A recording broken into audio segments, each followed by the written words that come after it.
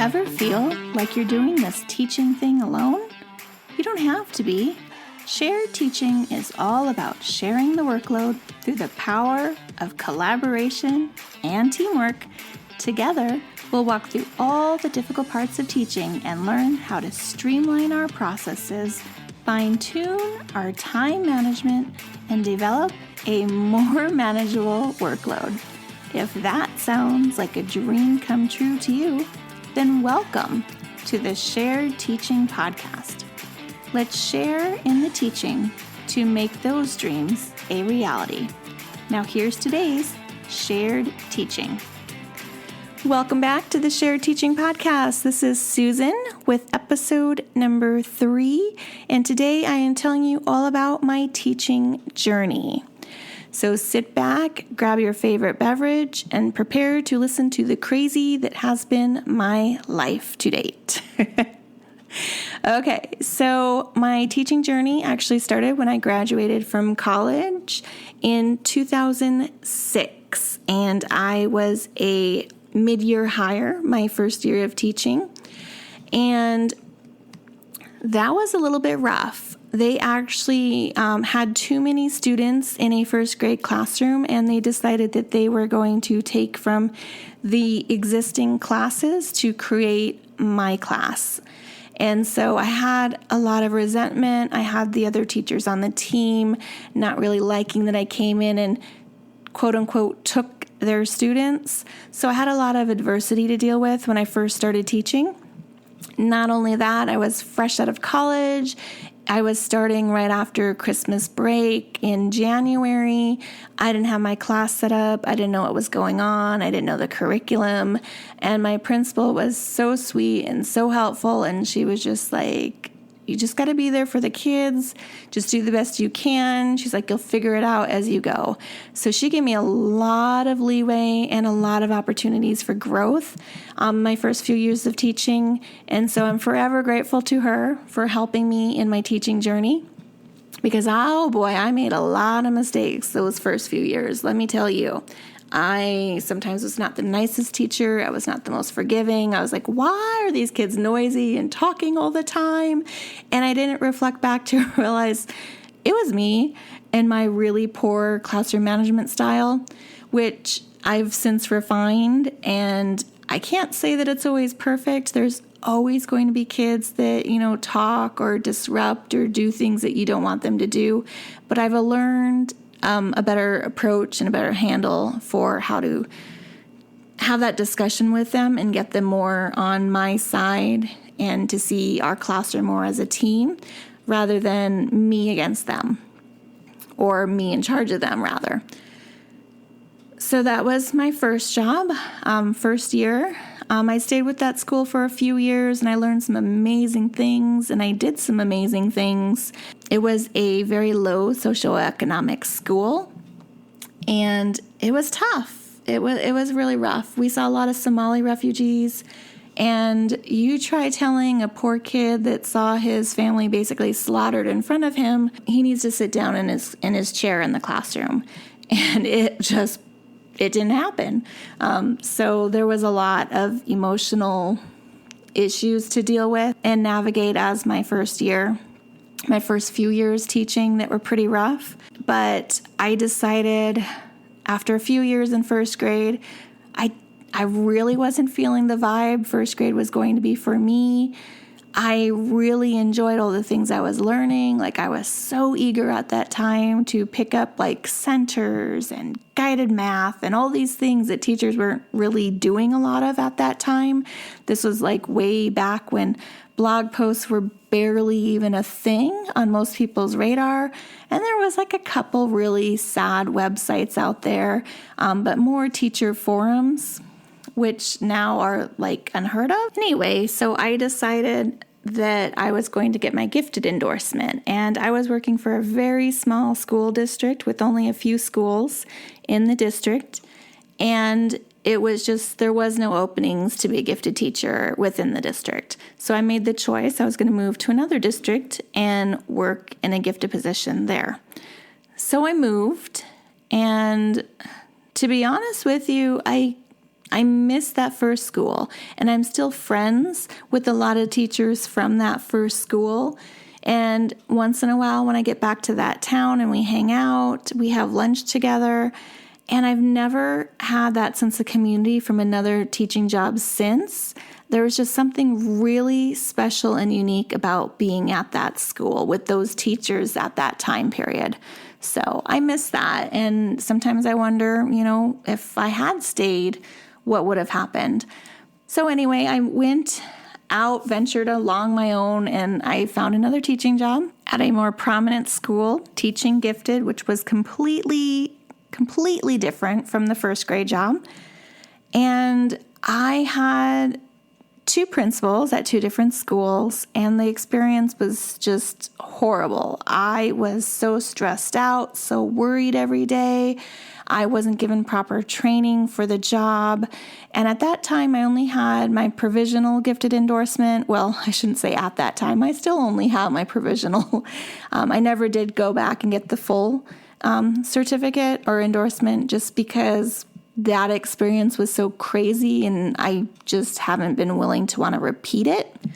I had a principal at one of the schools only that thought I was doing a horrible job teaching math to these gifted students.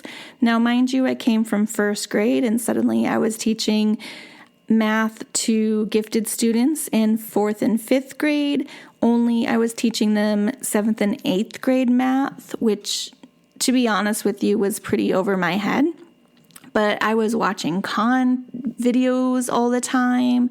I was speaking with math coach mentors.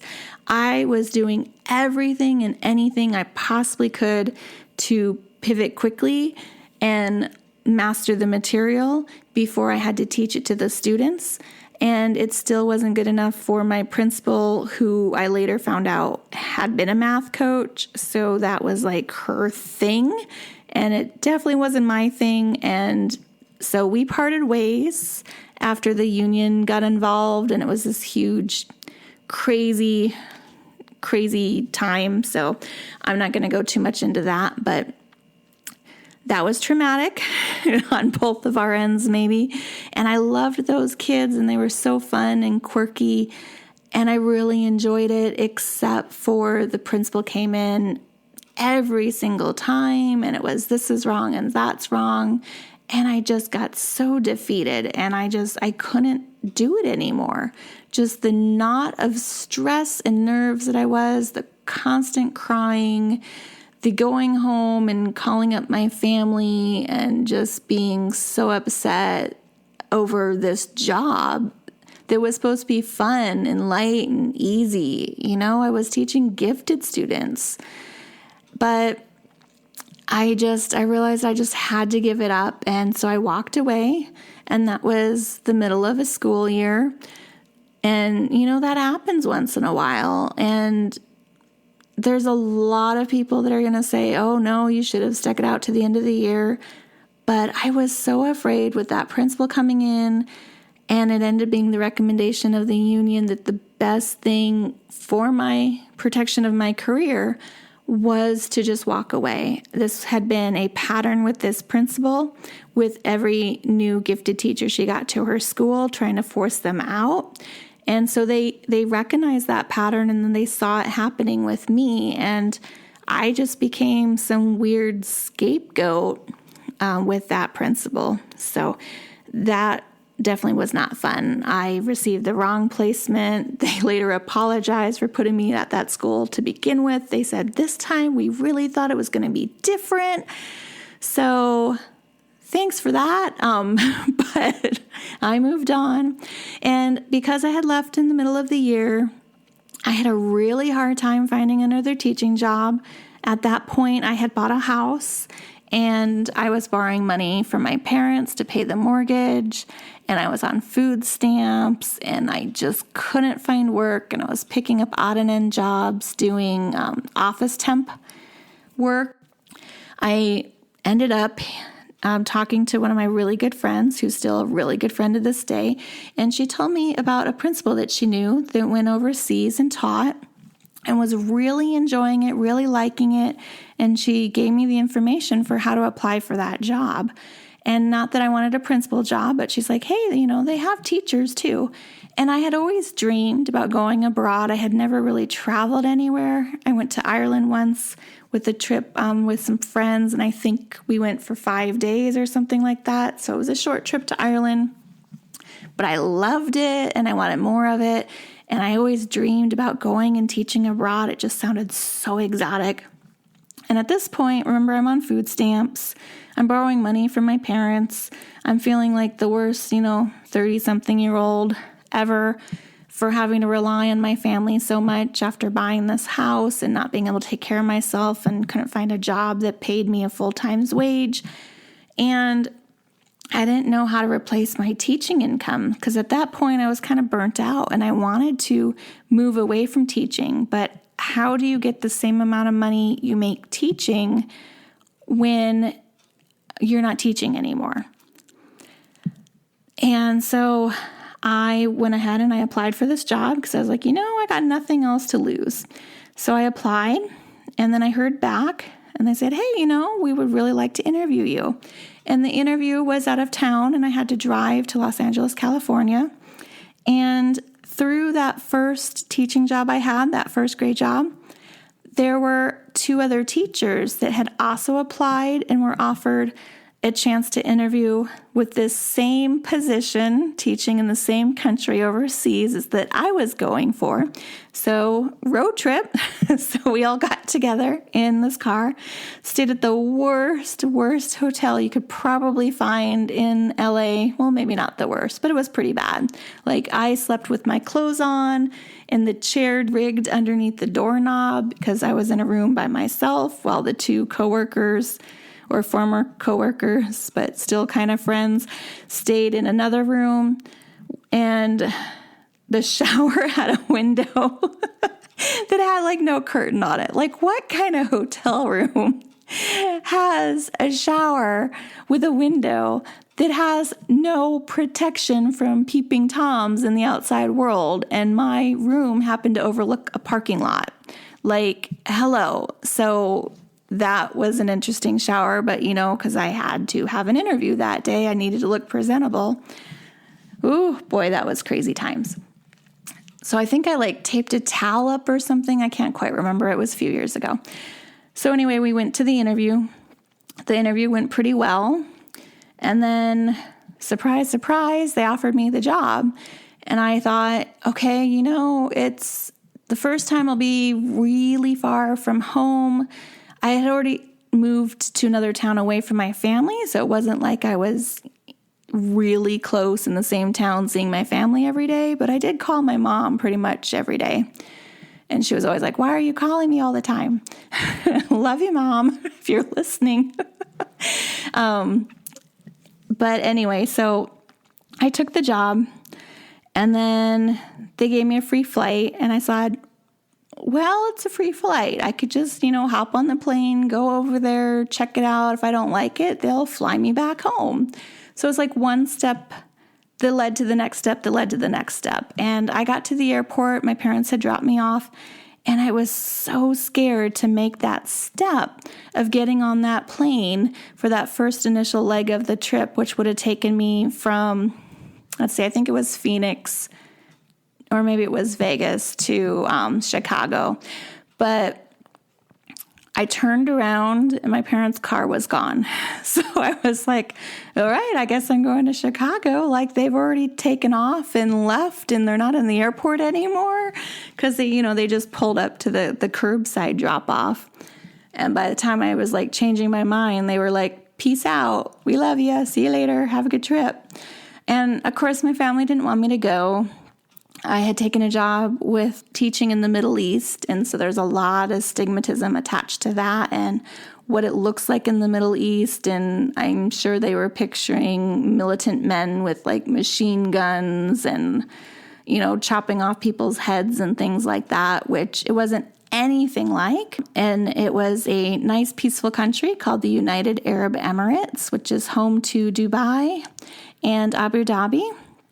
Of course, I got not sentenced, but I got placed in a very small town called Al Ain.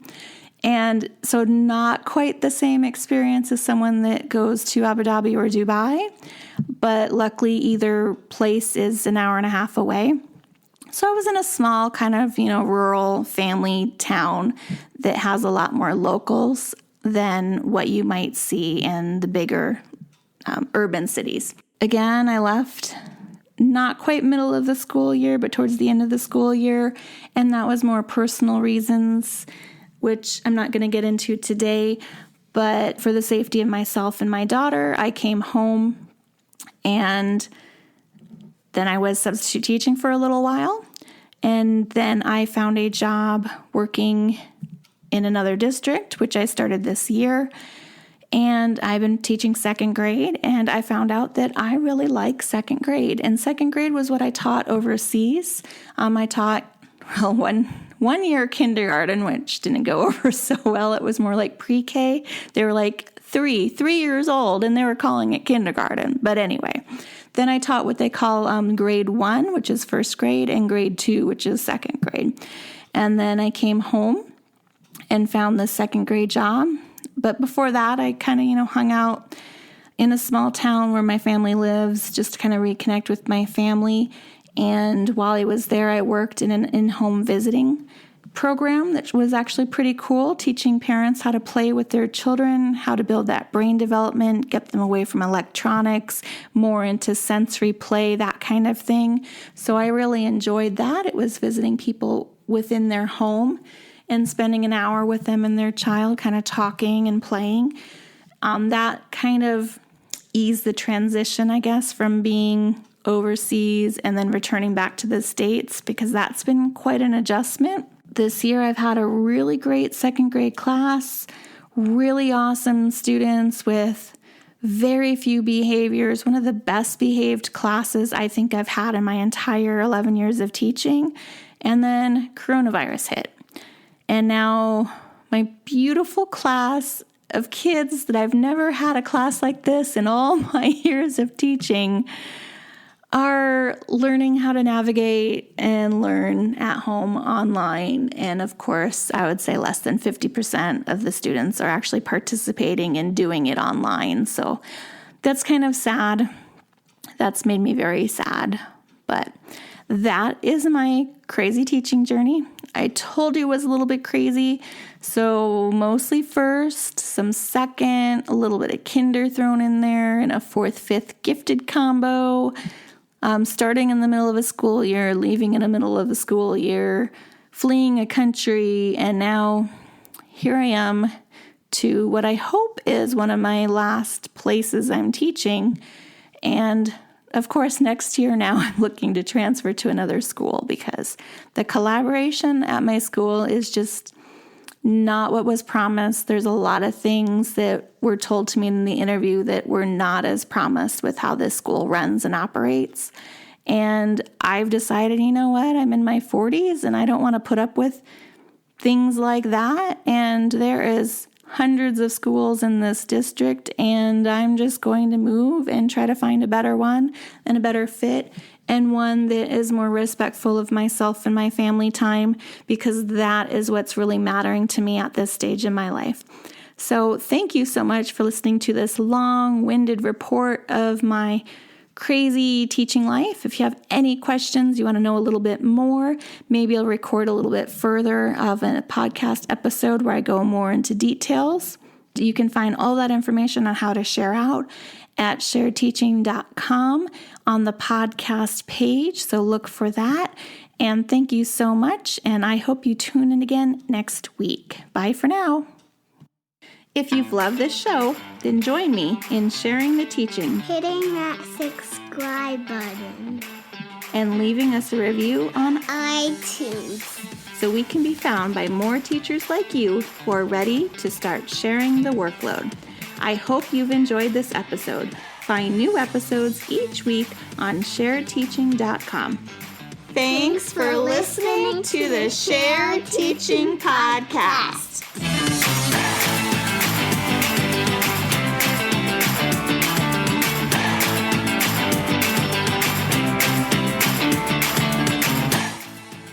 Hope that you are starting to